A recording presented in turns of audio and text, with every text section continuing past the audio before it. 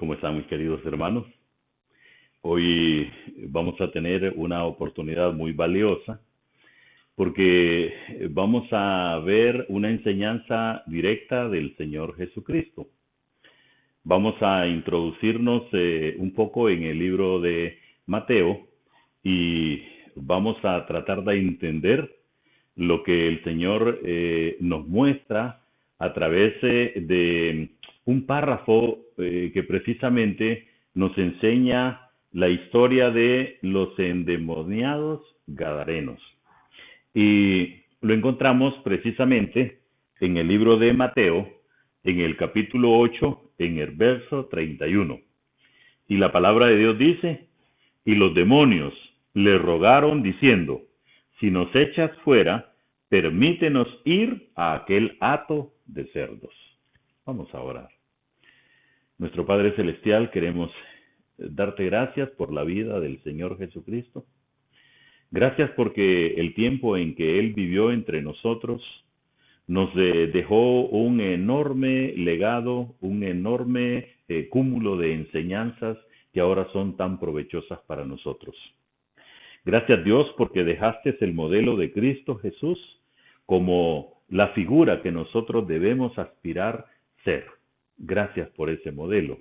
Gracias por esa enseñanza, Dios. Gracias también te damos por la salvación que has provisto a través precisamente de Cristo Jesús. Gracias, Padre, por eso. Oramos hoy con gratitud en el nombre de Cristo Jesús. Amén. Cuando la Biblia nos enseña precisamente lo que estos endemoniados gadarenos hacían, hace énfasis en varios detalles que hoy nosotros debemos de entender con claridad para comprender algunos aspectos que se nos escapan. Son aspectos prácticamente del diario vivir en un aspecto que no es muy frecuente, pero es algo en aquel momento que podríamos determinar más corriente que extraño. En el verso 28 dice la escritura, estoy en Mateo 8 y estoy tratando de dar un poco de contexto. Cuando llegó a la otra orilla, o sea, venía el Señor de dar un viaje precisamente en barco. Si usted recuerda, es donde la tempestad hace estragos y el Señor muestra que la verdadera paz está con él y que aún los vientos y el mar le obedecen. Cuando llegó a la otra orilla, dice, a la tierra de los Gadarenos. ¿Cuál es la tierra de los Gadarenos?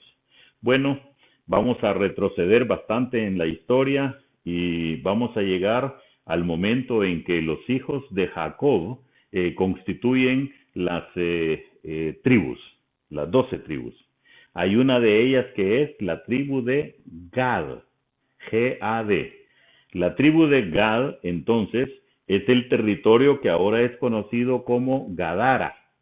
Y el gentilicio o patronímico para ellos es Gadareno. Entonces la tierra de la que estamos hablando es donde están los descendientes de Gad. Cuando dice, en esa tierra vinieron a su encuentro, o sea, si el Señor va hacia allá, vienen los endemoniados a su encuentro. ¿Quiénes? 2 endemoniados, dice, que salían de los sepulcros. O sea, el cementerio de esa comunidad era el lugar donde ellos se escondían. Eran endemoniados que estaban en cuerpos humanos. No menciona a los humanos, pero sabemos que en este mundo de este tipo de cosas, las posesiones solo se dan precisamente en cuerpos. Entonces vinieron a su encuentro 2 endemoniados que salían de los sepulcros, y dice, feroces en gran manera. Cuando la Biblia señala que eran feroces en gran manera, es que no había manera de tratar con ellos. Eran como esos animales muy bravos, feroces en gran manera. Tanto que nadie podía pasar por aquel camino. Cuando dice que nadie podía pasar, era literal, porque eran sumamente feroces y hostigaban a todo aquel que pretendía circular por ese camino. Entonces dice la Escritura en el verso 29, y clamaron diciendo, ¿qué tienes con nosotros, Jesús, Hijo de Dios? Has venido para atormentarnos antes de tiempo. Ponga atención usted a esas dos preguntas. Clamaron diciendo, ¿qué tienes con nosotros, Jesús, Hijo de Dios? ¿Quiénes son los que hablaron? Los endemoniados.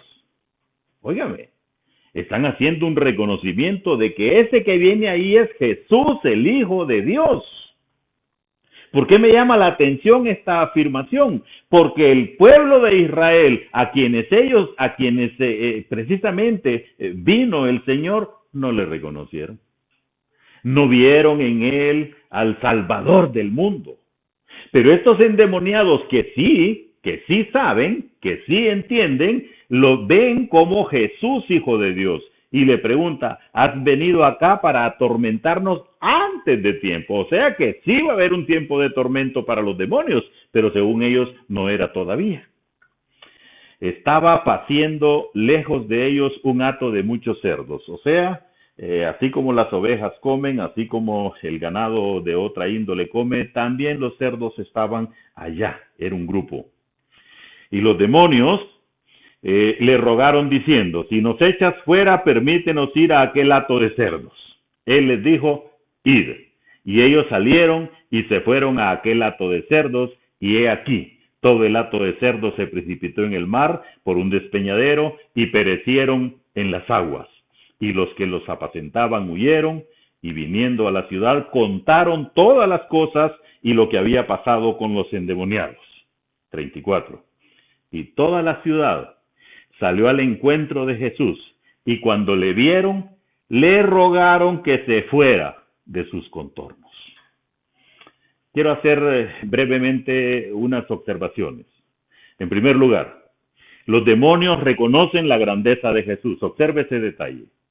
Segundo lugar, reconocen que habrá un tiempo futuro de tormento.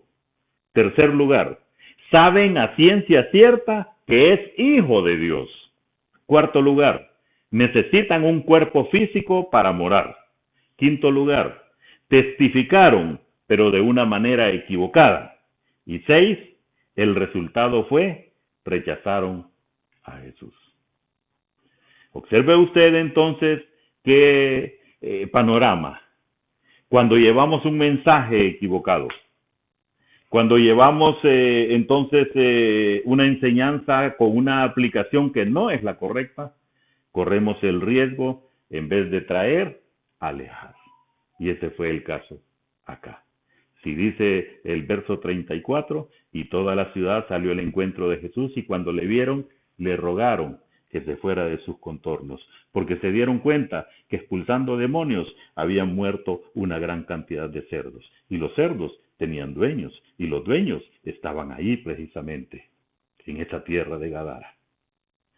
Que no sea esa la situación nuestra hoy, que nuestra confianza siga estando en Jesús, reconocerlo nosotros como el Hijo de Dios, como el instrumento utilizado por Dios para la salvación de nuestras vidas, y que ese sea el mensaje único que llevemos a los demás, no la vida nuestra, sino la vida del Señor Jesucristo para salvación.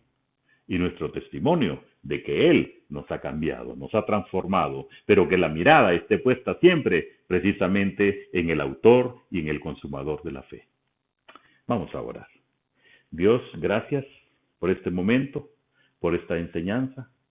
Gracias por que tú nos permites entender algunos aspectos que solamente son de tu dominio exclusivo, pero lo comunicas a nosotros para que podamos discernirlo, para que podamos adquirir sabiduría. Gracias, Dios, por eso.